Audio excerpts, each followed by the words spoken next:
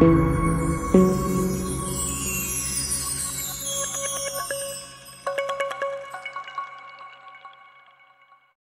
एक छोटा सा चीते का बच्चा था जिसे एक बहुत बारी आदत थी, न सिर्फ हर किसी की बल्कि हर चीज की नकल आतारतन था। जब कोई तोता टाई टाई करता तो शेरू भी टाई टाई करके इसको चिढ़ाता, और जब तोता नाराज होकर इसे बकवास बंद करो कहता तो वो भी यही अल्फाज वापस दोहरा देता।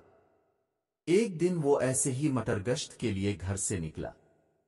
उसने दिल में ये ठान रखी थी कि आज वोरा में मिलने वाली हर चीज की नकल आतारीगा, और इसी इरादे ने इस दिन इसे मुसीबत में डाला।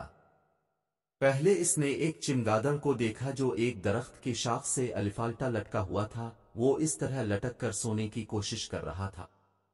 शेरू चमगादड़ से कहने लगा कि वो भी उसकी तरह अलिफाल्टा लटक कर सोएगा। चमगादड़ ने इसे समझाया कि वो इस तरह नहीं कर सकता, सिर्फ चमगादड़ ही इस तरह अलिफाल्टी सो सकते हैं। शेरू ये सुनकर कुछ देर सोचता रहा, लेकिन फिर वो एक करीबी शाख पर चढ़ गया।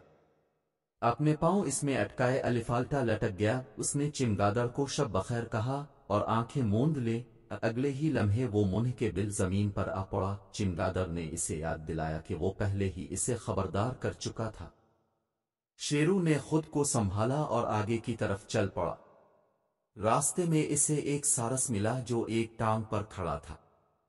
शेरू ने इसे पूछा कि वो क्या कर रहा है। सारस ने इसे बताया कि इस तरह इसे सुकून मिलता है, लेकिन ये काम तुम कितनी देर कर सकते हो। शेरू ने सारस से पूछा तो सारस ने इसे बताया कि वो हमेशा ऐसा कर सकता है, लेकिन सिर्फ परिंदे ही ऐसा कर सकते हैं। शेरू ने फिर थोड़ी देर सोचा और एक टांग पर खड़ा हो गया। अब दूसरी अलिफाटे कर दिखाओ, सारस ने हंसते हुए इसे कहा तो शेरू ने दूसरी टांग भी अलिफाटे ली।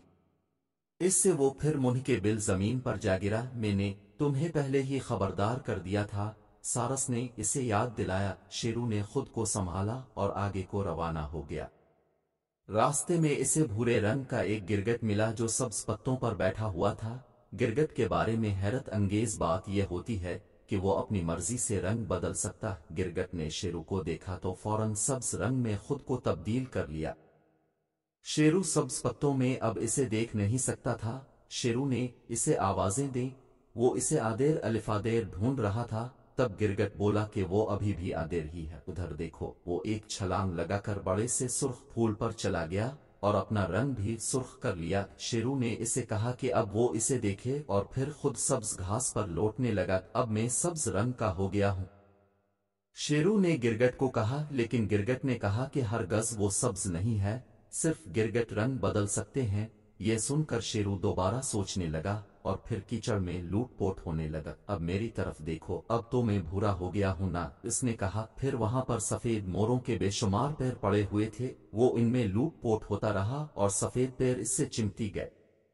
फिर इसने गिरगिट को कहा कि देखो, अब मैं मुकम्मल सफेद रंग का हो गया हूँ। लेकिन गिरगिट ने इसे समझाया कि ये रंग ज्यादा वक्त ऐसा नहीं रहेगा। अब शेरू ने घर जाने का इरादा किया। वो सारस के पास से गुजरा जो अभी भी एक टांग पर खड़ा था। सारस इसे पहचान नहीं सका। फिर वो चमगादड़ के पास से गुजरा। वो अभी भी अलिफाल्टा लटका हुआ था। उसने भी शेरू को नहीं पहचाना। वो शाम ढले जब घर पहुंचा तो उसके भाई और बहनें दरिया किनारे खेल रहे थे। इन्होंने समझा कि कोई सफेद भूत उनकी तरफ आ रहा है। हो करके शेरू भी भूत बनकर उन्हें डराने लगा। शेरू के भाई बहन इतना डरे कि वो दरिया में कूद गए और तीर कर दरिया के दूसरे किनारे पर जा पहुंचे। हाउ हो करता शेरू भी उनके पीछे दरिया में कूद गया।